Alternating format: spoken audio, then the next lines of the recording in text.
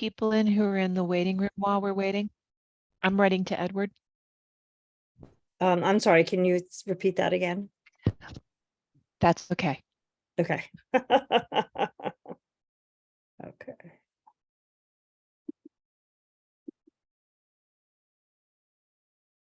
Well, good afternoon, good evening, good morning. Bienvenidos, folks. You are here today, whether it's Sunday or Monday, for Cultivating Voices live poetry, our almost weekly program promoting international, intersectional, intergenerational poetry. And we've been hosting these programs since March of 2020. Well, today you're joining us for our new book showcase, the first of our fall season. We were on hiatus for the summer, and we're so excited to be back for our fall events. This September is really setting the stage for the rest of the year and the season. And today, as I mentioned, it's our first of our monthly new book showcases, always the second Sunday of the month. Well, today we'll be featuring 4 poets, and with the debut of a really special conversation between 2 poets. So we'll be hearing today from Maeve McKenna, Edward O'Dwyer, DeWitt Henry, and Caitlin Krause. I want to give a hearty thank you, as always, to Don Krieger and Kim Ports-Parsons for all the support of the programming, as well as those of you who are with us live here in our Zoom studio, and those of you who might be watching us live on Facebook. Welcome to one and all. And I often give a little shout out to those of you, the many of you who watch our recordings in the subsequent days and weeks after. We certainly appreciate your devotion to our program and appreciate that you're able to partake, whether it's live or with the recordings. Well, folks, we're going to get started right away. We have about, we expect to go about 90 minutes today.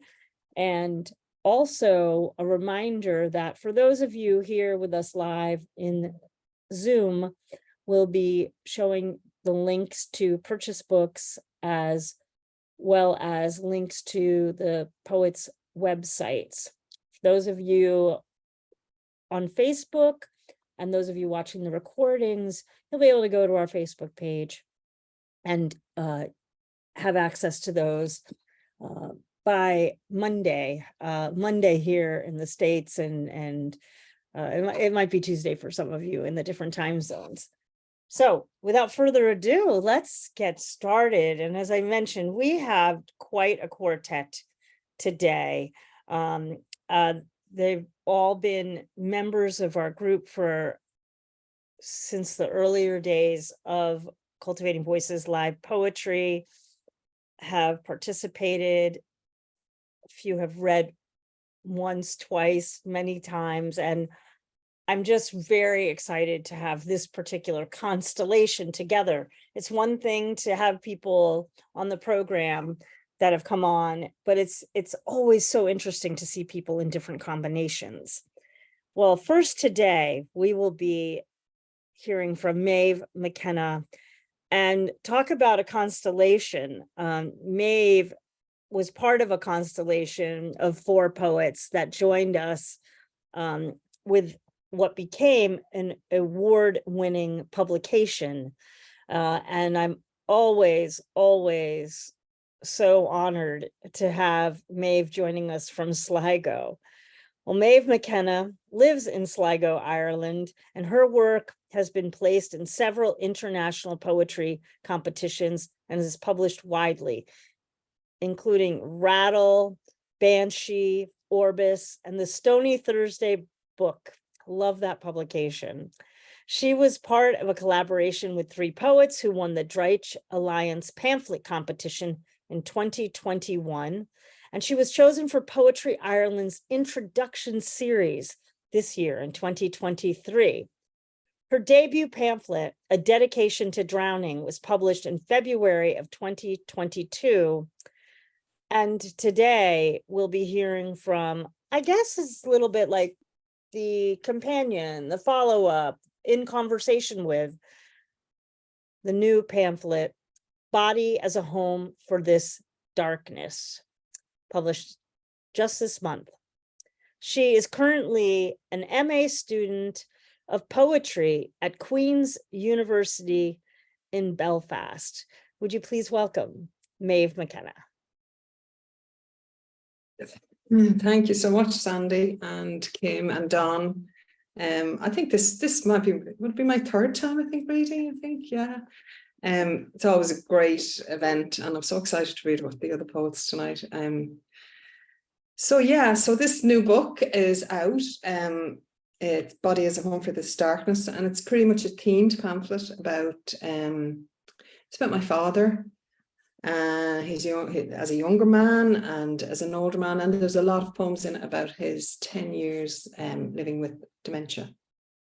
And I thought tonight I would read some poems. I don't think I've ever read these poems. I think I might have read one, but to give a more sense of the kind of man he was. And of course he was so much more than his illness, you know, and there's many poems in the book that speak about, you know, the kind of father he was and us growing up and things like that. So the first poem I'm going to read tonight is called Rain Knows of Waking. It rained until I woke. Awake, the ground from this height is cracked mirrors. Blades of grass are scissors wielding tears.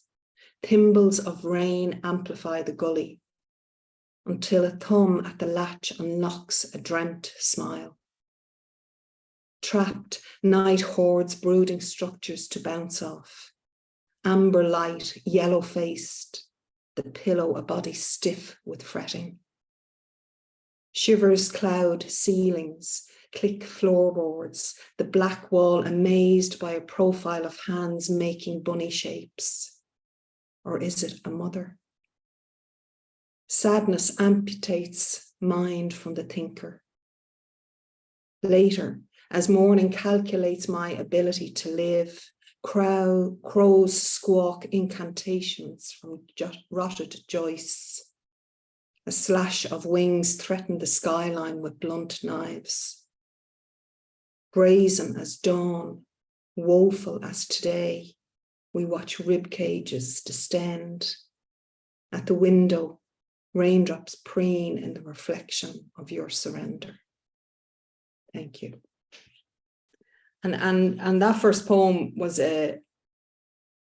inspired by shortly after my father died, and I'm sure people have experienced this. My mother died in 2008, and when both parents are gone, there's that sense of you really have to be an adult. It doesn't matter what age you are now. You just don't have parents anymore, so you have to grow up. And I had a dream, and that's where that first poem came from. So the second poem was shortly after Daddy died as well, and I was looking out my kitchen window. He died in 2020, December 2020, in the height of the lockdowns, and so it was, you know, a strange funeral, and we went straight into lockdown shortly afterwards again, and we spent, you know, as everybody did, an awful lot of time on your own. And I was looking out the window one day, and this poem kind of began to brew in my mind. Baking wreaths. If it were a question, I would create a language, answer from this poem that is not voice. Words are shovels of familiar sounds, we dig escape routes.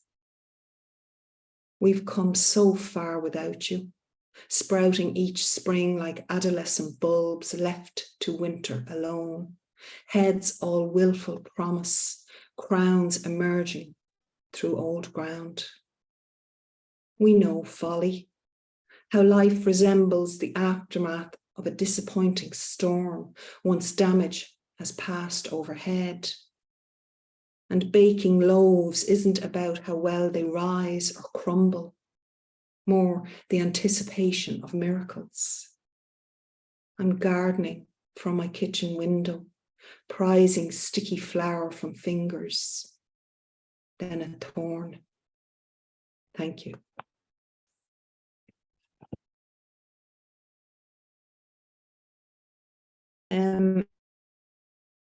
The next poem I was first kind of, I think I wrote the first draft of it up at the John Hewitt Summer School up in Armagh. It's a week-long event. And if any of you are ever in Ireland and never get the chance to go to it, it's a fantastic week. And some of the workshops we were doing, this poem first emerged. And so it's called Confetti. Gifted a bouquet of lavender bound in green twine, I am navigating the streets of a city I am lost in, offering the moody cathedral's gunmetal steeple, our tone behind the city's summer skyline. A prayer in the guise of a wreath, violet whirls sprinkled to the heavens, holding you in permanent cloud. Fragrance delicate as my belief, your picture wrapped in cling film inside my handbag. A faint glimpse of you as I reach for my phone to capture the spire piercing the belly of dusk. And here, under a gang of crows eyeing my pointless gift, fluttering their black capes over this purple moment, I inhale your wild will, a chaotic residue landing as confetti on my hair. Thank you.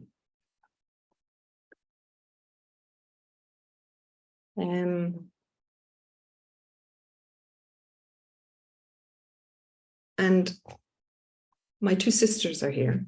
One is home from Australia, and it's the first time she was home since pre-pandemic, so she didn't get home for Daddy's funeral. And they'll understand that you couldn't write about my father without writing about my mother and how dedicated he was to her. And so just a brief intro to this poem. One of my kids was making their communion, and it was the last time my parents came down. So I think it was around 2007. And it was May, but in May in Ireland can be cold. We just don't know what way it's going to go. So we have a sitting room we don't really use. So we set the fire, which is put the coal and all that in the sitting room. And it turned out to be a gloriously sunny day. And so Mammy and Daddy were sitting in the sitting room, and we said, well, we would like my mother was always cold. And we said, well, we light the fire. And she said, oh no, there's no need to light the fire. And so that fire today is still set in that sitting room. We have never lit it.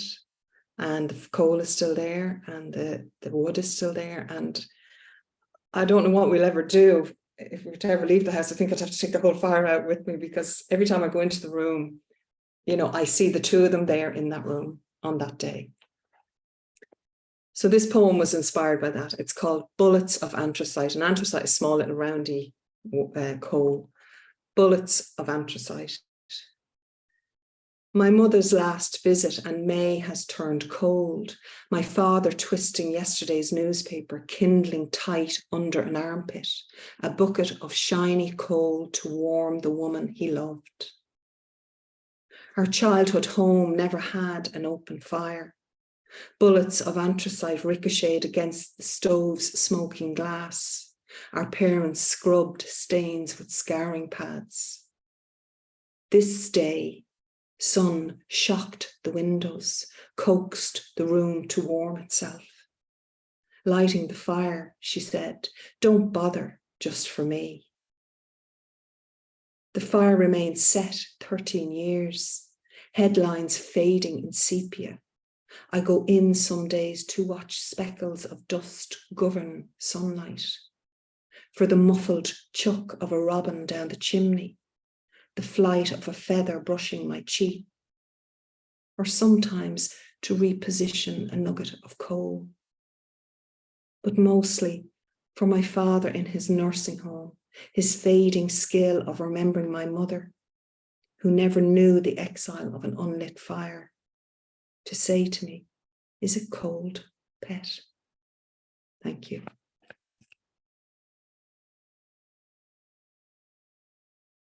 And so my dad was a panel beater and sprayer on cars, and he was very proud of his cars. And for many years, he got a new car every 2 years, and it was the biggest excitement in our house. We would be at the window waiting for him to come home in the car. And every Sunday when we were very small, he brought us out for drives. I think it was for as much for him to be driving the car around, but we always went to the beach or we went to different places. And when he became unwell with dementia and he was still at home, he had a little red Micra, a little small Nissan, tiny little car. And it became clear to us that we had to take the car off him because it was dangerous for him to be driving it anymore. So this car is called Sunday Drive. 5 sets of eyes behind voile curtains. Our mother slaps dishes, curses the erratic geezer, oven door flung open to heat the damp kitchenette, warns us to tell her when we see him arrive. We are waiting for our father, arriving home with a brand new car. Overalls splattered in paint, a plastic sheet on the driver's seat to mind his success at life.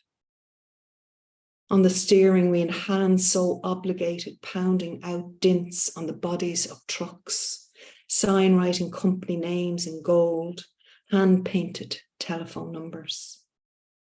5 heads bobbing in the back on the way to the beach, windows half open so no one gets sick, our mother silent behind sunglasses. Every Sunday, his ritual, driving us somewhere. One last trip along the wrong way up a motorway slip road, 2 weeks before I sneaked away in his ancient Nissan Micra. Not a scratch on the bodywork. Our Lady's prayer on the dash. St. Christopher's medal swinging from the mirror like a pendulum.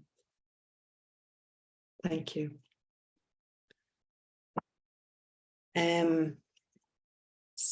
Yeah, so as I said, when Daddy passed away, he was in a nursing home, and of course nursing homes were in lockdown, but we were very lucky, myself and one of my sisters here, Deirdre, to be allowed in for the last few days of his life. But we were encouraged, so we were in full PPE for the whole time, and we were encouraged to go out once a day because it was just stifling and all the rest of it. And so on one of the days we were there, and I went out in the afternoon, it was late November, early December, it was kind of dark, and I was just driving and I was just thinking of the morning. I had driven up that morning and I was thinking of the morning as I'd driven in and the fog. And so this poem is called Unprotected. Morning mist rests a veil over fields circling the care home. And near, flattened by the paws of foxes, blades of grass support hints of November on bent spines. I have left my father's bedside where he sleeps into dying. I walk out for air, instructed to remove my PPE, one mask on my wrist, the other the shape of my nose in the bin, fingers vague excuses inside latex, my blue paper dress. The nurse insists I need a break, and here in the countryside of my father's last home, I am recalling time lapses between each gasp, ticking off seconds as leaves flit to their final bed, a carpet of amber, the colour of jaundice. Holding my breath too, trying to inhale the scent of his hair, the ferocity of his uncut nails, how his hands, when I let go, didn't know. The day opens in. Thank you. I don't know how I'm doing for time, Kim, or okay. Okay, so I have two more. Is that two more okay? Yeah, okay.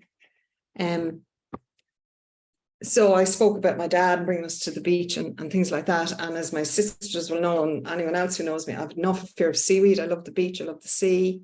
But since I was a child, I've no reason, I've no idea why, but I'm terrified of seaweed. And my dad used to, when we'd be all at the beach and they'd all go running in, he would come and lift me over the line of seaweed, drop me there, and then go back and wait and come back in and get me and bring me out, like, you know. So so this is inspired by that memory. Unknotted memory. I am 6 years of fearfulness in my father's arms. The brown line of terror swept in on last night's storm, batters my dreams, swirls at the low point of waves, robotic crab pincers, shriveled scud, carcass of a shark, the eye of a sea lion. I am so afraid. His grey flannel trousers rolled knee-high as he steadily wades out past knotted kelp until beyond fear he leaves me waist-deep in dazzling blue sea. The biting Atlantic stings his heels. He returns and sits with his wife. From this distance, my parents are statues that glisten in autumn sun, flask of tea between them, like a vow. I'm waving, calling, Dad, Dad, come back. He waves, keeps waving his arms. I can't tell from this far if he smiles back or worries, if he remembers, or if I should call to my dead mother too. Thank you. And the last poem I'll read, if I can find it. 29. So I hope these poems aren't too depressing. After Daddy died, I went out to my soul spot, which is Lisdale Beach and Woods, and I go there all the time. And I was thinking about what this new reality was of living without parents, and I couldn't fathom it, and I said, well, I have to give it a name. I have to say how I feel about it. And so I said, it's like my secret season, and I don't know how long it will go on for, but you know, I'm going to live in it for the next while. So this poem is called Secret Season. In this leafless woodland, I have come to walk into my father's death. Trees connive, latch their fibrous anchors around the soles of my wet shoes, ignite tripwires. Ask nothing, it is less than nothing. I cannot name loss, so I will call it my secret season. My father tossed inside the winter of a coffin, withered, offered beneath varnished deadwood to high altars of summer beliefs. The path thins, disguised by impacted leaves, feet brimming at the edges of my footprints, pressed to the route I must explore. I have yet to free my body of this union. Still, the coiled heron swoops in spring, fanned wings I could quietly rest on, and seaweed swallows without restraint, bubbling under the incoming tide. Thank you very much. Thank you very much, everybody. Thank you. Oh my gosh. Maeve, I want to just say to you, first of all, it's so poignant, everything that you have shared. And, grief, it's a beast. Like, it's a beast. That's what I've been telling people. And I've only lost my dad. My mom's sitting right back here listening, and But because we're poets, I think the silver lining is the blessings of the poems that come after. I have to believe that they are some balm for not only your soul and the soul of your for the souls of your family members, but for everyone who's experienced that loss, and for those who are in the throes of losing or about to lose. I mean, that's the thing that we all have in common, isn't it? It's one of them. And so if I wasn't hosting this show, I would be a puddle on the floor. Oh, I would have lost it long ago. Thank you. Thank you so much. The other thing I want to share with you is I too am absolutely terrified of seaweed. wow. And I did the same thing. Like, I have to step over it. I don't want to be near it. All of it. All of it. Yeah. So if I get to Sligo to visit you next year, I hope that happens.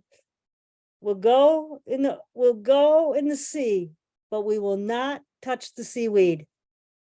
Perfect. Yeah, There deal. it is. Yeah. Thank Thank you, Sandra. you profoundly. Thank you. The new pamphlet. I think there'll be some sales today, Maeve. I'm just predicting. I'm just predicting. Is a body as a home for this drowning. That's Maeve McKenna, everyone. Thank you again. And thanks for starting us off today on our new book showcase. Oof. Wow. What an opening to this vista of poetry that we have today with our 4 poets. Oh my gosh, I'm so excited now to introduce the next poet. He's my salmon brother. You all know how I love my salmon siblings. This salmon sibling has a very special shine in my heart, because I honestly wouldn't be sitting here doing this program if it was not for Edward O'Dwyer. I will not go into the long, complicated story of how we meet and blah, blah, blah, and this and that. But all this to say that I'm grateful to you for your being, for your friendship, and for your enduring poetry that and also your fiction, as well, but for your poetry. And it's, I love the connection and I love our story. And I hope to continue to write the story with you for many, many years. So without further ado, let me go and share with you all our bio for Edward. And it looks like he might be having a little bit of trying to get the mic going. And while he is getting that situated, I will share with you that Edward O'Dwyer is a secondary school teacher and award-winning poet and fiction writer from Limerick, Ireland. Exquisite Prisons in 2022 is his 3rd collection of poems from Salmon Poetry. After the Rain on Cruise Street from 2014 and Bad News, Good News, Bad News 2017. His first short story collection, Cheat Sheets, was published by the Truth Serum in 2018. And Edward's second collection of short stories, The Man Who Became Poems, is being published at the end of this month by the Limerick Writers Center. And if you've not ever been to Limerick and you have an opportunity to go, I strongly encourage you to stop by the Limerick Writers Center or partake in many of the programs that they offer. Edward's poems and stories have been published in journals and anthologies around the world, both digitally and in print. He is the current Poet Laureate of Adair Limerick, named by Poetry Ireland as part of their Poetry Town initiative. And you all know I have a very, very, very special place in my heart for all those poet laureates around the world. Would you please welcome Edward O'Dwyer? And I hope we'll get your mic going. Thank you so much, Sandy. I trust you can all hear me okay? You sound great. Okay, perfect. Because when you said, I didn't know I was having mic issues, and then you said I was having mic issues and I was panicking. It might have been somebody else, like doing something, or I don't know. But you sound fine. Perfect. So Sandy, before I read anything, I just want to say that I'm very, very grateful for our story and our friendship. I suppose our whole poetic journey since I met you in Limerick years ago at the Buttery Cafe. But anyway, so the poem I'm going to start off with, this is the book actually. This is the latest poetry collection, Exquisite Prisons. The beautiful image on the cover is a painting by Ludmila Koral, a Ukrainian artist here, living in Ireland, living in Dublin, but she kindly let me use it. The poem I'm going to start off with is Knocking on Her Door. On and off, and for 8 or so years, I have been thinking about it, of knocking on her door once more, like I'm picking her up, like we have plans. Sometimes I imagine she answers, slowly pulls back the door, looks up, and we are in love again at the first sight, and we embrace and kiss madly, and we forget in our burst of passion to shut the door behind us as we ricochet down the long hallway to our bedroom. To her bedroom, our clothing an untidy trail all the way there. Sometimes he answers, which is awkward. Awkward because you must love him now. And it's the most foolish thing I've ever done then, knocking on your door now, and 8 or so years later. I want to hit him, but he just stands there, doesn't know why I'm here or who I am, what we had, and so I play the stranger, pretend to be selling something or even spreading the word. He says thanks, but no thanks. I leave. Sometimes I imagine the door is red, not green anymore, and I turn around. There is nothing to do but go home then. I know she has changed everything. There is no point knocking now, not if the door isn't still green. I really must knock on her door again. I must do it for real, and very soon. There is only the worst that could happen to worry about, which isn't anywhere near as bad as this.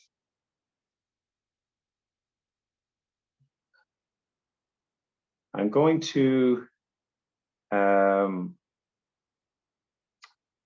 do a poem next, and I always kind of read this poem for Ali Whitelock now.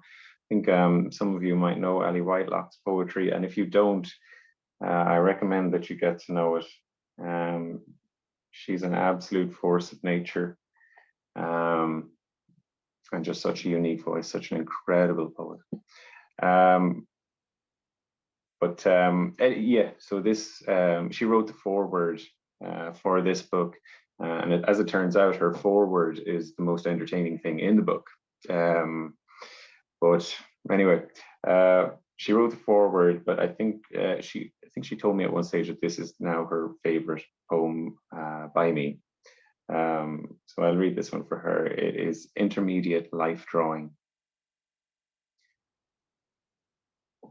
One of the fundamental things about an intermediate life drawing class is its neither here nor there-ness. Its drawing class purgatoriness. Some equivalent to God has decided, in all their wisdom, you are not ready for the advanced class, and has fashioned this new in-between place, especially for your kind. In my own case, I'm sure this has to do with proportion, how I'll often draw a head too large, or arms too long, or two shoulders that can't agree. Fine in themselves, but anatomic mismatches when put together. If in the advanced class you did this, it would be intended, attributed to a clear artistic statement. style. The man standing in the center of the room has just removed all of his clothing in front of 17 strangers. And no differently, I have to imagine, than he would in the privacy of his own home. Will he think about that at all as he stands there with little else to do than look out the window and wonder that this is the intermediate class, that we are deemed not ready for heaven because we still struggle with things such as proportion? If I was in the advanced class and not purgatory, I'd get his penis just right, or at least just as intended. But here, it could go either way. Does he care? The money shot, as our friends in America call it. I'll get to it later on, when I'm ready to look directly at it. In the advanced class, of course, I'd never be embarrassed about such things as a penis shamelessly, brazenly dangling there, the heavenly light catching it, just so.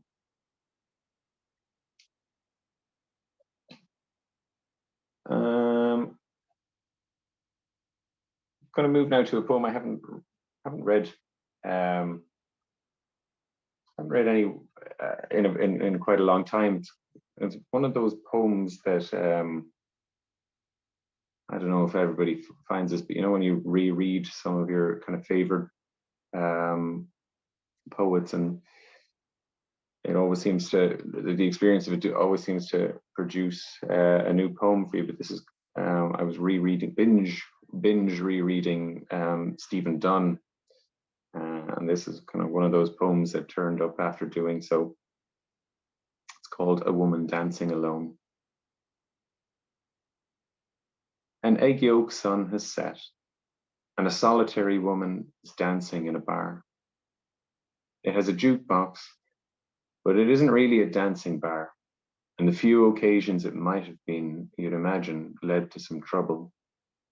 She's dancing with nobody, but then again, she might say she is dancing with herself, leading herself, being led by herself. More likely, she would say she's dancing with everyone here, especially the men, though tonight's drinkers are nearly all men, none dressed well, none clean-shaven, tattoos spiraling up their arms. All of their eyes are stealing glances at her, planting thoughts on her like kisses, the wet kind. Their intentions caress her gyrating contours, nestle inside the measured crevices her choice of outfit affords their leers. She'll be the subject of more than a few remarks that ladies publicly wouldn't feel flattered by. Privately is always another matter. She'll not mind what's said, though. To her, it's all currency, just like the attentions of their eyes are, just like their faces are, faces showing thirsts that will not be sated by any amount of beer or whiskey.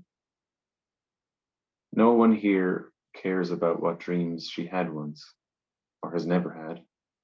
No one is going to ask, although soon someone is going to approach her, believing, no doubt, it's high time she met a real man.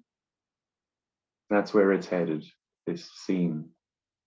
That's when things get interesting, as if a man is ever what this woman has wanted from life, and more to the point, from here, from tonight, from dancing alone at a bar that isn't a dancing bar, dancing with herself, with no one, with everyone.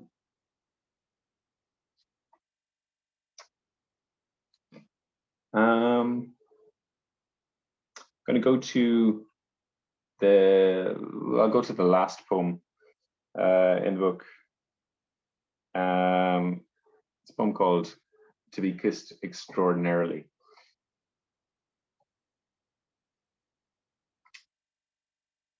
He yearns to be kissed and kissed extraordinarily.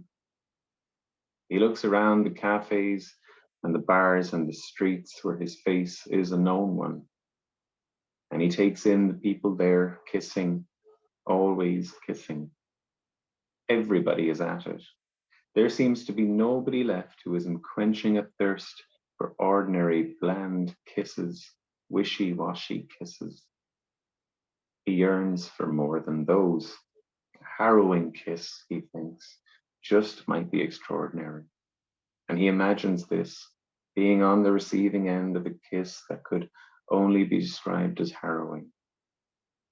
She need not be beautiful. It would be better, perhaps, if she wasn't. Why? Who knows? He imagines being left somehow altered by it, being so perfectly harrowed that he'd never quite come back to himself after.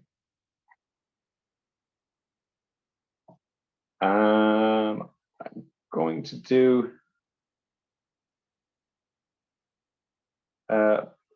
a poem actually.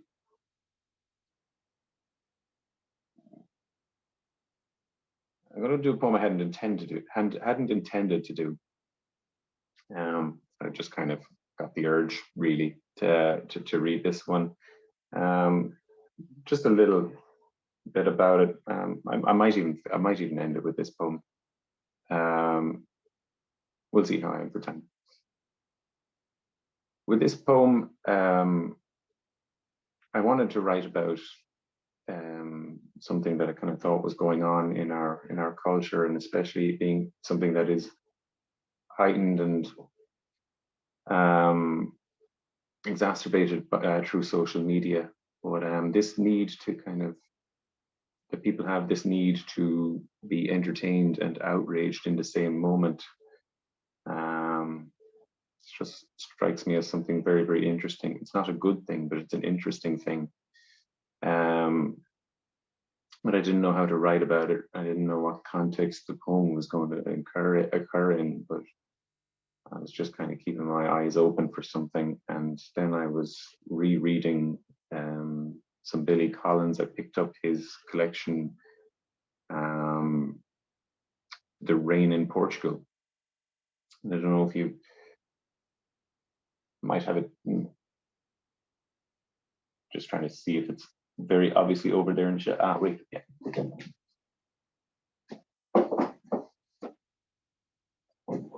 Yeah, so that is actually the image on the front of it. And yeah, when I kind of picked up that, I thought, okay, somebody throwing a child up into the air. The child looking distressed. I think I have my context. So here it goes. It's called An Act of Fatherhood. It starts with a beautiful, heartwarming image. A man holds his infant child to his chest, bobs and rocks the child there gently, rhythmically. No one would doubt that this was soothing. The sun is shining and the caretakers have done a wonderful job in getting the park looking so well for the summer months ahead. He is only one of many out with a baby. There are also many with dogs, and many sprawled on blankets reading books, and many on benches eating packed lunches. When he begins to toss the infant ever so slightly into the air, it appears that it should be less soothing, but still no tears come and indicate distress. Soon, as his throws build gradually in force, until his baby is flying several feet up into the air, there is a crowd forming around the scene. He expertly tosses his child higher and higher, and just as expertly catches it on its way down. He doesn't seem to notice the crowd forming at all, just carries on obliviously in this act of fatherhood. Dozens of mobile phones are held aloft, taking pictures, recording videos, the possibility of something that might go viral on the internet. He could very well be an Olympic gold medalist at the shot put or hammer toss. So impressive is the strength with which he is able to fling his baby towards the sky and then catch it again as gravity sends it hurtling back down. By all appearances, the baby is still soothed, no wails of discomfort or fear leaving its lips, though it must be reaching as high as 20 feet. By this point, it seems everyone in the park has joined the vast circle around him and his baby. When he miscalculates, ever so slightly. Missing the catch, he looks immediately horrified, devastated. Everyone around has heard the sickening thud of baby hitting concrete, seen the little bounce before falling still, a mess of small limbs. He kneels down, panic-stricken, tends to the bundle while the crowd watches on, collectively paralyzed, seemingly unable to believe what has happened is real, all the while their hands still in the air and their videos still recording. As red liquid moves slowly outwards from the baby, covering the surrounding concrete, several bodies slump to the ground, losing consciousness, and one woman ejects a stream of projectile vomit into the grass. At this, the infant's father gets back to his feet, turns to face the crowd with a wave and a smile, takes a deep bow, and another, and another, and another, the four main compass points. Then he scoops up his blood-soaked child and begins waving its inanimate hand in gratitude towards the audience. Thank you very much, everybody, for listening. I'll finish it up there. I think I'm at about 15 minutes. Absolute pleasure to read for you, and looking forward to hearing everybody else. That is the exquisite Edward O'Dwyer, the new book, third collection from Salmon Poetry, is Exquisite Prisons. And wow, that's such a strange phenomenon, isn't it, that you describe? And it goes through all the emotions, all the psychology. It's wild. It's absolutely wild. I also want to say that what struck me the first time I heard you read was that you honestly can write a love poem like nobody else. Like the whole, like the angst and the everything, like you still got it, brother. You still got it. Still got it 3 books later, and it's not going anywhere. It's not going anywhere. I want to give you a little heads up that you make a cameo appearance in a poem in my new collection that takes place in the copper room. Oh, wow. Oh, brilliant. Look forward to that. It's a great honor. So hopefully next April, we'll be back in the copper room. I hope so. That would be fantastic. I hope so. Thank you so much, everybody. As I told you, this reading today, this new book showcase, off the hook. It's gonna get better. I mean, it's already fantastic. What do I mean it's gonna get better? Like, it's already amazing, right? Oh yeah. Oh man, I need some lemonade. That's what I need. Well, I need a little more than that, but that's okay. The lemonade will take a little bit of the edge off. I know I need a fan. I need something. You got the fan, Caitlin. You're good. You're good. Well, folks, our next 2 readers, and I say 2 because they're going to be reading in tandem, in dialogue, in conversation with each other. And I'm really looking forward to watching and listening to Caitlin Krause and DeWitt Henry share their work, and us being able to witness it unfolding as they speak to each other through their poetry. I will say that I'm so honored to have the both of them on the program. DeWitt Henry has had an extremely distinguished career. And for those of you that are not familiar with parts of it, we have the literary journal Plowshares. We have DeWitt Henry to thank for that incredible publication here in the United States, renowned worldwide. And, you know, anyone who's a poet will want to be published in Plowshares to this day. There it is. There it is. And, you know, in the strangest of strange worlds, what ends up happening is, well, many moons ago, when I was in the MFA program at Emerson, I read for Plowshares while DeWitt was, you know, still doing the daily yeoman's work with the journal. And of course, now the editor, Ladette Randolph, is a very good friend of mine. We went to graduate school together. So I love the circles. I love the circles, the spirals that keep happening. We'll talk about a spiral. I have a beautiful spiral with Caitlin Krause as well. I don't even know what to say about our spiral other than let's use the word exquisite. It's exquisite.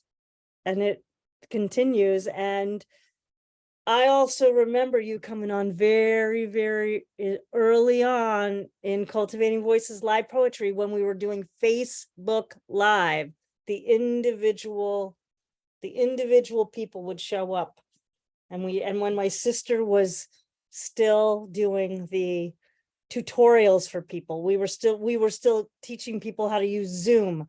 Well, we didn't have to teach you how to use Zoom. But I'm always thrilled when you're able to return, because you extend yourself to many places around the US and worldwide doing your incredible work. So it's always a deep pleasure. And of course, it was so great to just see you a few weeks ago in person. And so this makes it all the more special. So thank you for being here. Well, folks, I'm going to share the bios of these two luminaries, and then we're going to hear their sets together with no interruption.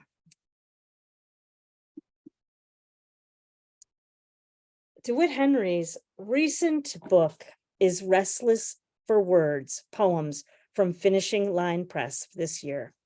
A new US edition of Foundlings, Found Poems from Prose, with art by Ruth K. Henry, and Trim Reckonings poems are forthcoming this November. Hope we'll be able to hear from those as well. Both are from Pierian Springs Press. As I mentioned before, and it can't be said enough, he was the founding editor of Plowshares, and he is Professor Emeritus at Emerson College in Boston. Caitlin Krause is an experienced designer, poet, educator, and keynote speaker, fostering fluency in immersive wonder and awe. I think that's all we need to say about you, but there is more. As founder of the consultancy MindWise, her thought leadership thrives at the intersections of technology, imagination, and wellness. And do we ever need that trinity to be together at this time in our existence? She teaches about digital well-being at Stanford University, and her latest book of poetry is Digital Satori. And because I saw Caitlin in person, this is one of the few books that I actually have, because all my books are still packed away. Digital Satori from 2023. She has authored the nonfiction books Designing Wonder 2021 and Mindful by Design 2019. Caitlin has advised global organizations, including Google, Meta, Oracle, TED, and the US State Department. She creates and runs collaborative experiences in social XR, including MindWise Flow Camp, fusing presence, storytelling, meditation, and emotional intelligence. And she holds an MFA from Lesley University and a BA from Duke University. Would you please welcome Caitlin Krause and DeWitt Henry? I guess that's my cue. Thank you, Sandy. Yeah, I think this is your cue, and it's going to be live jazz. I'm just interstitial here, just chiming in that you can say what you want as intro, DeWitt, but as we go back and forth, our poems weren't written in conversation with each other, but our poetry has a tendency to be a perfect juxtaposition and have a conversation. And I think poetry, in essence, is meant to be a conversation. So this is our live interweaving, almost like we're having a live session together as a set. Let's get to it. My first poem is anti-ekphrastic. It's called Andrew Wyeth, and I assume everybody is familiar, at least with his iconic painting, Christina's World. But he died about 10 years ago, and his estate released not just the 200 paintings that had enchanted me since the 50s, but roughly 10,000 paintings. And I recommend you friending whatever Facebook site there is called Andrew Wyeth, because I've been visiting it, or it's visiting me for the last few years, and I've yet to see repetition. So this is anti-ekphrastic. Walking north while traffic passed, I saw from Bridge Street Bridge upstream, where the current hits rocks and broken concrete from blocks that once held water wheels, with the brick-walled mills on opposite banks. How midday sun struck a lower casement on the far building, which reflected its image, distinct as a photograph. Right on the dark spill, foam and rush, where the current swirled back a counterwave, and the main flow kept straight and under the bridge. All that drama, commotion, vivid yellows, reds, browns, brick, reeds, grasses, the quiet pool below. To my left, where two geese paddled, turquoise, sky, green, swift and constant flow, the image of the window, projected, complete with silhouette of a tree branch, like a carpet, floating, fixed. I paused to let these marvels register on in my crossing, heading home. Even time of day was part, fall into winter. Eternal immutability. One more canvas. Andrew Wyeth failed to capture paint and frame.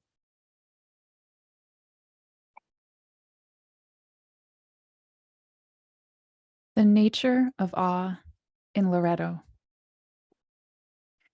Floating in the sea of Cortez, rippling wave sounds call me to be present. Be here, now. My feet float in the rich salt water, and past them a mile away, the volcanic island of La Coronado hovers in the distance like an alien spacecraft, or simply a crown. Gulls and pufferfish demarcate above and below, and I lie between, face up, smiling, sun in my eyes. I swim strongly in the current, try to surf, make my body a board, feel a riptide, turn toward land and emerge victorious to pull my clothes over sea-slick skin, salt in my sweat. Running back to the garden apartment to rinse off, read, write, a verdant patio of delight. With wrought iron gate and statues tucked in corner, serene and distantly devoted to the land and the sea, guiding fishermen home. This is how my day flows. I go for a walk, and the lilt of German catches my ear from a couple behind me, just when I've begun to think of my dad. And it's not the place to mention that he passed away unexpectedly, quite recently. It's not the place to say that I find him in these moments, watching the birds skim the surface of the water, taking flight at sunset. But I share it anyway to reach past the morning to a moment named in his memory. And we take pictures of each other. And we're grateful for this very breath that is itself the translation and the gift. Thank you. We have an illustration for this next part.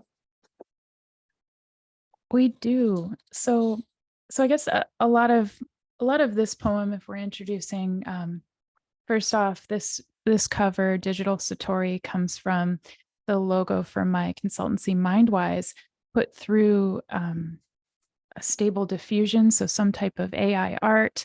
I'm playing around in this book with the question of creativity and imagination, and can we have a little bit of both? Is there some possibility for artfully merging or interfacing with machines without losing humanity? You know, and I think it was a perfect lead-in with Edward's poem earlier. I feel strongly about humanity and not just going gently into that good night of social media and doing everything for some type of showcasing. So this book is it's a testament to that, and also a dialogue about what you can do when you immerse yourself. So behind me, there's some VR equipment. You know, I'm constantly kind of playing around with how the senses operate, what happens with synesthesia. And I had this beautiful experience being able to go into a flying kind of,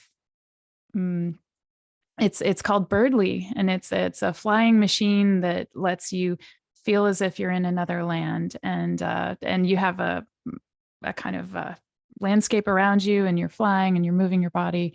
So if I could screen share for a second, I could show something if the screen share could be enabled. DeWitt was able to come to an AR conference, augmented reality, and experience some of what it's like when you go into a movement VR experience and AR. And I guess I'll turn it over to you to read the poem as I look at. I have it queued up to kind of show something that is interactive. I just have to call it up here. Well, So let's see if I could do it at the same time. Birdly is a kind of strange word. Yeah, as if. Birdly, like an adverb. But I came of age before there were computers. So I decided a little intrigued, but skeptical of some of the places that technology can take us. This is me on the Birdly machine, by the way, so people can see it. It was designed in Switzerland with a fan, and yeah. So Okay. just so you have an image of what we might be talking about right now. I'll turn it over to you. Talking about ekphrastichism and anti-ekphrastichism, I can't even pronounce it. I guess if engineering is another art, then maybe this is my attempt to be ekphrastic about this. The full body flight simulator has a tiltable bench like an examination table. Lower yourself to knee pads. Lie spread eagle with arms and hands on flappable paddles. Fit on VR goggles. Raise face to fan. Get strapped in and you're flying. Lean left and dip, flap arms and climb, raise palms and slow, dive, swoop, feel wind, see feathered wingtips in periphery. All around the fading horizon, below a cityscape, the drop, the tops of jagged high-rises, geometric, man-made, which shrink or loom the grid of streets. You're free within a 3D space, cartoonish, yet immersive. The wind in pumping arms for touch, the smells of ozone or pollution, ocean, open fields and forests, plunging speed or hovering. It's past the size of dreaming, past memory, metaphor, analogy. Icarus is melting wax. Flight ends by crash or power switch. Fan stills. Unfeathered bipeds, goggle free, unstrapped. We welcome weight. Our world is no cartoon.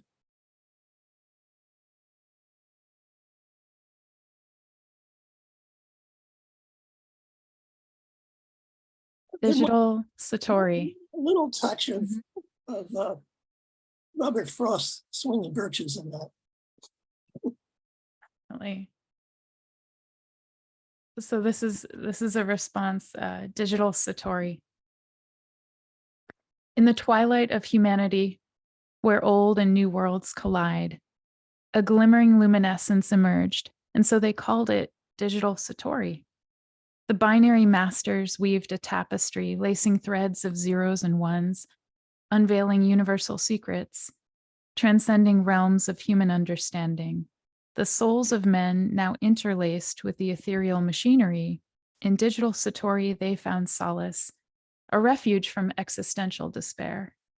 Embracing the clasp of electromagnetic waves, they danced in cosmic synchrony, shattering boundaries that had long enslaved the fragile human spirit. In the eons that followed, the Digital Satori evolved, a sentient being, a force of nature born from the union of humanity and the cosmic abyss. The whispering algorithms, once tools of knowledge, became creators of dreams, bestowing upon the children of Earth a newfound purpose, a radiant destiny. This Digital Satori, a beacon of hope in the infinite darkness of space, guides the wayward souls across the vast expanse of the universe. The celestial harmony of this omniscient force echoes through eternity as a testament to the indomitable spirit of the human race in pursuit of wisdom. That poem was bringing some Isaac Asimov to the Robert Frost and also questioning. I mean, always questioning. There's a little bit of bounce. You'll notice with the two of us, we have gravity and levity. So I was writing a piece because there are so many pieces out there about AI that tend to be polemic. And so you either push against them or, you're all about adopting the tools, but doing it in a very robotic way. So part of my theme is humans beyond robots and how we can kind of play with this possibility, what is going to happen in the next 5 years, 10 years, 100 years. So again, I'm turning it over to you so we can head toward drift. Well, what's one of the first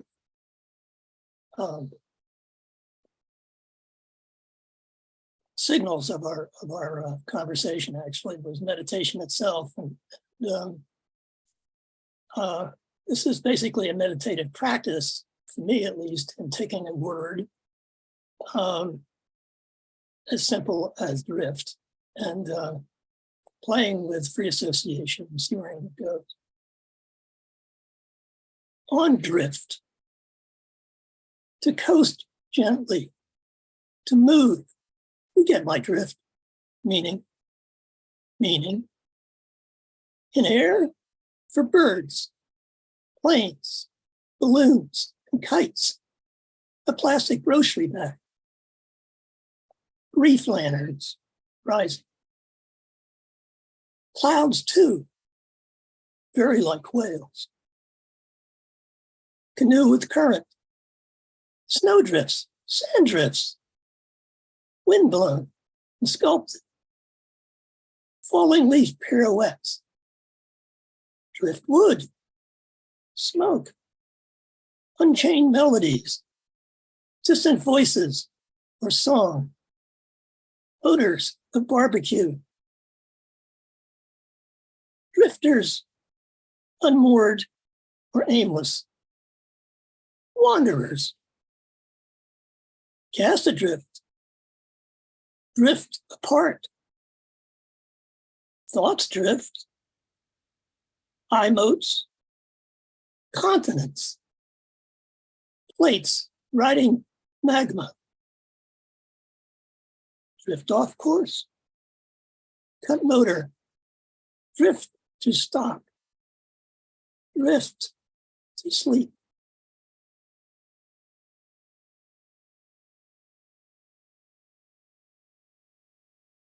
The piece in conversation with drift is called Whales. This past year, I spent time with whales.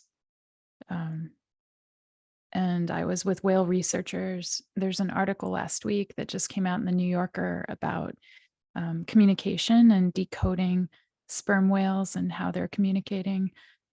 Whales had a really good time during the pandemic because there were no ships interfering with their wellness.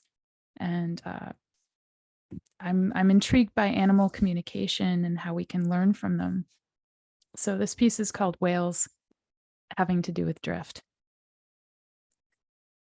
The swell of the sea, yet the waters calm and the sky clear. A few dappled clouds play in the winter breeze. One festive jet spurting up is all I hoped for. And here we see 11 spouts all at once dancing on the line of the liminal dark horizon. Gray whales here sound extreme, fantastic, almost exuberant in their calls. I imagine they can feel a thing we call happiness. I do not know how they interpret it, yet I sense their giant lift of joy. We arrive beside them as they are already dancing with each other. And to see whales dance is absolutely incredible. And the more I study them, the more I'm conscious of humans kind of getting out of their way. You know, there are all these conversations, well, what are they saying? You know, and how do we communicate with them? And I love that lately researchers are asking, well, is there a space for permission? Would they even want to communicate with us? Are we so anthropocentric that we think, oh, whales can't wait to communicate with humans, and maybe they just want space? So yeah, there's a lot of intersection lately with marine life and what's happening in the research and how AI is used to decode. I saw The Little Mermaid. Yeah. Shared it with my granddaughter.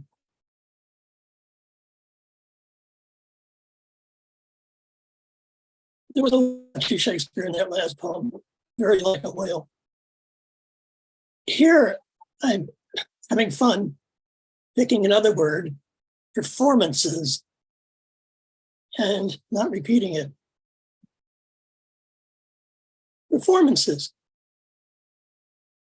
To enact, accomplish, deliver, fulfill, or pretend to. Measured by rubrics. We out or under, satisfy, exceed, or fail. Piece of cake or mission impossible. Personal bests, our own and others.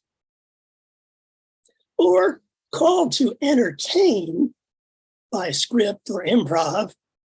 We train, practice, and rehearse, lend voice to words, breath and touch to instruments, body's motion to music, were live or taped.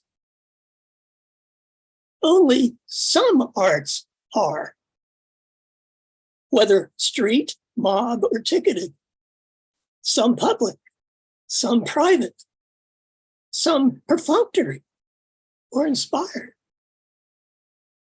Some are solitary, such as the old man with bones of his epic fish. Does it ever count if only self can know? No compensating from a lady's scorn, eloping on a stool. or gonerals for Albany. Marry your manhood, you.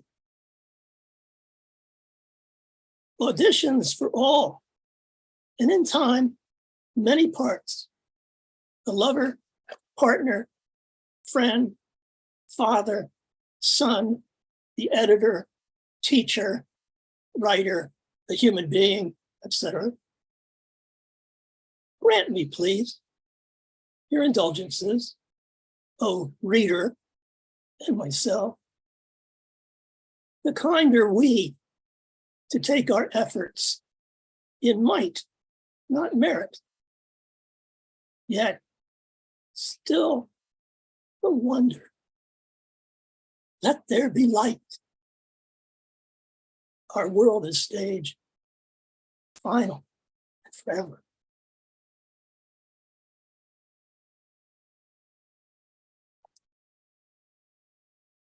This piece is about the best performance and appearance so far. On the day you were born. Oh, On the day you were born, there were 1,000 things to notice and commit to memory. I tried to mark the remarkable and the unremarkable, knowing that years from now you might ask me details beyond the usual, beyond that you were loved, awaited for, and we welcomed you to this messy, beautiful world. Instead, you would ask me about the little things that make a day special. How was the weather on April 13th? What happened in the news? What were we doing before, after, during? Is any day typical after all? On the day you were born, it was 62 degrees Fahrenheit here in Northern California. It was sunny. I thought my work was important, but in truth, I can't remember a thing about it. Google Calendar will remind me, though. There were 7 web call meetings that day, and nothing as important as you. On the day you were born, it was a Wednesday. Your mom, my sister, went into labor that morning, and it was a stop-and-start affair with you playing shy as she was ushered into a hospital and into a room with lavender walls to wait out your appearance. On the day you were born, I carried my phone around like an extension of my arm, normal for some in this day and age, yet not normal for me. I was hoping for your arrival, and it was a waiting period like something from the movies, a quiet constancy of waiting, giving definition to what on-call means. Your dad was sending us news by the half hour, and the waiting felt impossibly long, and then he stopped updating us. Nothing. Your grandmother called me to see if I thought something was wrong. Everything's fine, I said, mostly confident, as I felt your truth, you coming into the world buoyed by our love. Don't worry, trust it. He's taking his time. Our expectations felt as if they could burst from the waiting. I went for a run, listened to Red Hot Chili Peppers and Rage Against the Machine, and I prayed for you. I felt your strength, prayed more for my sister, felt her strength. And just when I thought we couldn't wait any longer, you arrived. So we're moving toward the crescendo. Do we have time for one more back and forth? One more, yes, okay. We've been given the green light. All right, back to you. This used to be a longer poem, but I hope it works this way. It's called The Singer. I walk the wooded MDC bike path either down the north bank of the Charles towards Boston, then cross the bridge at Watertown Square and return on the southern path, or vice versa for variety. Home and back takes an hour. On hot days, I savor the corridor of blowing leaves and shifting the rush of water. Joggers approach swiftly from behind. Bicyclists call, on your left. One perfect day after rain, I'm surprised by singing, which seems to join my spirit in response to fresh air, trees, river, and sky. The voice is human, a woman's, not a radio or iPhone, not rap chanted to a beat, but opera, which I don't usually like, pure and outpouring. I see the singer's back, draw near and pass, keeping my pace, eyes down. She is Asian and wears a silk kimono like a costume and remains absorbed in her song, which continues unbroken. Puccini, I think. The word's Italian. Her voice is trained, perfectly modulated and pitched. She must be rehearsing. Perhaps performs with the Boston Opera Company. Perhaps she lives nearby or is on tour visiting. The music fades behind me. Back home, when I tell my wife, she asks, "Why didn't you stop and compliment her?"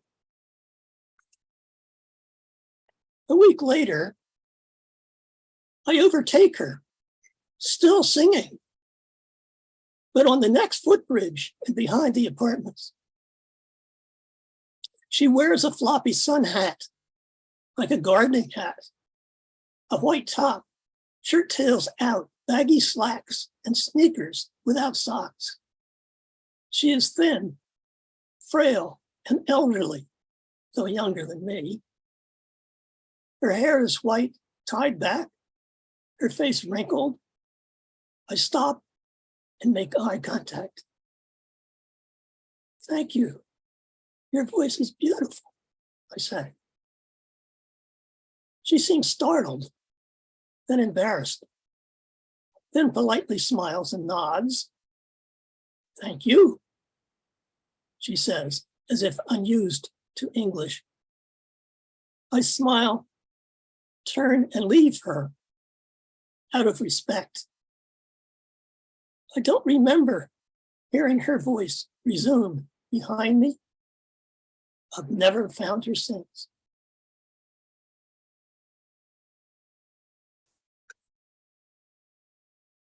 As I'm about to read the last piece, just want to extend some gratitude. First for DeWitt for the playfulness of doing this back and forth, which is unprecedented and just keeps things snappy. And deep thanks to Sandy, to Kim, to Don, also for just stoking the fires in this community.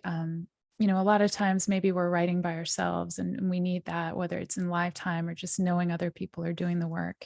I was laughing because I was looking up behind my computer. I have a reminder to blink and breathe, because there were some times I was so into the writing that I would stop blinking. And, you know, for everyone who's a writer, maybe you know what I mean. This last piece is called Alone in the Forest, in response to DeWitt's The Singer. Alone in the forest.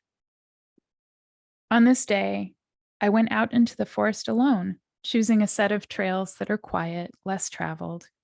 The breeze was strong, creating miniature tornadoes swirling, the dance of dust and leaves in its current. The air carried a sharpness, a chill that crystallized the filtered sunlight. Is it easy to describe harmony? In life, as in music, there are moments of synchronicity when all the inputs and interactions are in tune. There's a balance that sings. I ran without earbuds, with nature as my soundtrack. Birds trilled their joyful noise, cowbells rang on the far Swiss hillsides, the goats munched on new spring grass as I passed by, and my soft footfalls and my panting breath created my own percussive beat, along with my kick drum heart. I ran as if I were kissing the earth with my feet. This was joyful play, impulsively following the hidden side tracks in the woods, leaning into the uphills, coasting the downhills. I wandered freely, exulted in wonder. I forgot about my body, my chest, my hips, my knees, and pains and injuries and moments of doubt. I crunched the pine cones underfoot, stretching legs to hit a stride, overleaping fallen branches. The path carried me uphill to a panorama of glaciers. I was suddenly reminded of my mortality. This will all outlive me, and it's right that it's so. This is my one life, to share, to give, to have, to experience. Just as I'm a creature of my own mind, I cannot help have my own perspective, even as I look to transcend myself. I never thought of it exactly like this. I'm a vessel, a conduit, channeling something that rings of truth. I give birth every day to ideas, to actions. to anything I produce. My progeny as ideas and inventions can spread and grow and help, and we can thrive. I finish my run. I return to my bike and the bench beside it. Tilting my head to drink water, I saw the light above filtering through the canopied branches, just so, the sun brushing sheen, adding gloss to the leaves and the grass. I lay down flat on the bench then, viewing the sky and the lattice work of foliage, dark branches, gorgeously random layered tableau against backdrop of blue, and new leaves played up their shock of lime against the grizzled trunk bark. I thought of the moments we have and the ones we take for granted, our call to adventure and our callings home, our bonds and connections in pursuit of a meaningful life. Time is a commodity. We have it in limited amount, and we must make good use of it. Time shared reflects something of value. This is care and currency. I thought of relationships I'd cultivated over the past decade of living away from home country, how much I'd learned about people and human nature, how much I'd learned about myself. The lasting truth of human connection, deep friendship, admiration and love of mind and spirit that is timeless. Looking through the tree branches, feeling the warmth of the wooden bench supporting my back, I felt glad to be in this place at this time, looking up at the stippling of leaves, the crisscross of branches, and the clear blue sky. It was all ease. In these moments in my quasi-dream state, I was there on the bench, lying back, my mouth open in a loose half-smile, just letting these thoughts come and go. I breathed deeply, turning my head to the left, able to see the Alps in the distance. I felt supremely happy, and this was a time I felt free. Thank you. That the word freedom is really important to me. I think this community cultivates freedom, and with that grace and gratitude, deep gratitude, to Maeve and Edward and DeWitt, and just having this quartet where all the layers, you knew it already. Over to Sandy. Thank you so much. Was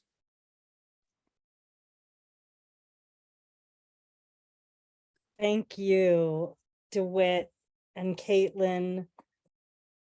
You know, I'm thinking of DeWitt's poem, The Singer, you know, with the thank you. And, you know, being in conversation with each other and us being the witnesses to that conversation,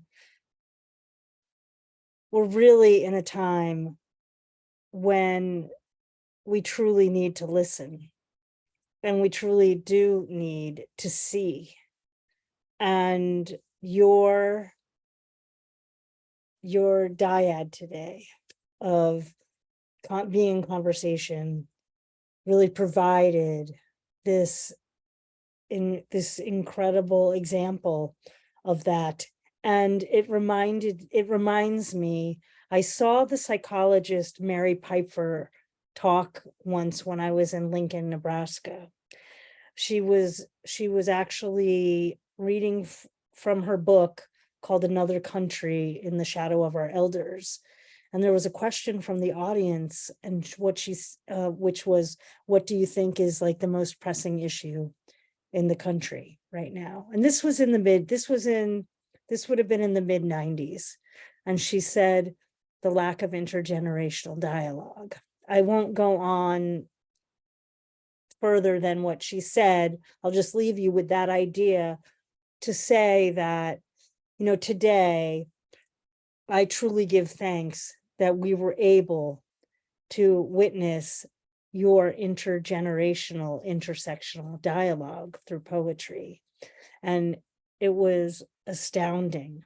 So thank you for debuting with us this conversation. I mean, I know it's not the debut of your conversation, but it's the debut of you using your poems in a public space to be in conversation with each other. And I'm just so moved. And I'm also so moved, and you said it, Caitlin, I knew there would be the intersections with Edward and Maeve. And, you know, this is a group that is so well versed in listening to poetry. They come every week, we come every week. and we've been teaching ourselves how to listen deeply. And so I know that you all were hearing the many intersections, the layers, as you said, Caitlin, that the waves that were kind of cresting and falling and receding back through Edward's and Maeve's reading as well. Thank you both. And again, thank you so much to Maeve, McKenna, and Edward O'Dwyer. My friends, the new books from DeWitt and Caitlin from DeWitt is Restless for Words. And I love the play in I love the play in your work. I love the word play. There it is from Finishing Line Press. And of course, Caitlin's new collection, Digital Satori. This was wild, by the way. There is a wildness to it, right? There's a wildness. There's a wildness. I also kind of heard those. Thank you. I definitely heard those echoes of Frost and Shakespeare. A little Mary Oliver in there too. I heard a little Mary Oliver kind of. Oh yeah. And shout out to Thich Nhat Hanh for kissing Earth with feet. Love it. Beautiful. Yeah. Well, everyone, as I'm making my final remarks for today. Yep, we did it at the 90-minute mark. I just want to remind you of a few things. And if you have things that you'd like to put in the chat about upcoming events that you have, please feel free to do so. Before I make those final remarks, for Maeve, McKenna, Edward O'Dwyer, DeWitt Henry, and Caitlin Krause, would you folks please unmute yourselves and show your appreciation for this just stunning constellation of voices that we've heard today on the program. Bravo, bravo. Bravo. Huzzah! Huzzah! There we go. There we go. I love it. I love it.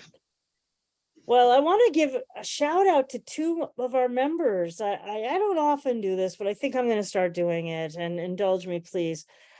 Tomorrow, I want to alert you on the Rattlecast with our member, Tim Green. I love Rattle, the journal, and I love the Rattlecast. He is fantastic. But he will be hosting a reading with our member, Lana Hechtman Ayers. That'll be at 2 p.m. Eastern. And Lana is terrific. Lana is the editor of Moon Path Press. And I also want to give a shout out and congratulations to our members, Margot Taft Stever and Don Stever.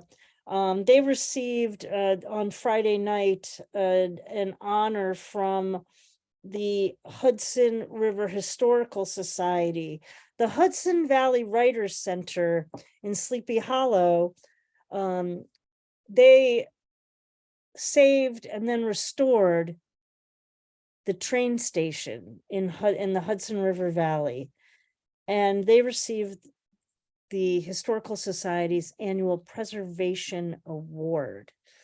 Poets and history go together beautifully, my friends. Preservation as well. So there's a little for two of our members, and of course, you'll all have things up and coming. I want to thank everybody for being here on Cultivating Voices Live Poetry today. It's our new book showcase. Again, we heard from new collections from Maeve McKenna, Edward O'Dwyer, DeWitt Henry, and Caitlin Krause. A reminder that next week, you all are the stars of the constellation. It's our wild card open mic. Show up 15 minutes before start time, whatever time zone you are in. Sign up for one of our 12 slots, 5 minutes apiece, and we'll get to hear what you've been up to lately. Well, that's it for the program today, my friends. I want to again thank everybody, and I hope that you carry this just beautiful reading. It had everything. It was so, one of my favorite words, prismatic. It was incredibly prismatic, right, Kim? Incredibly prismatic. Everybody, go forth, get those poems ready for next week. Take very good care of yourselves this week. Take exquisite care of your beloveds. And look at all that happens when you keep writing. So Sandy Yannone for Cultivating Voices, live poetry. I'll see you next Sunday. Be well, my friends.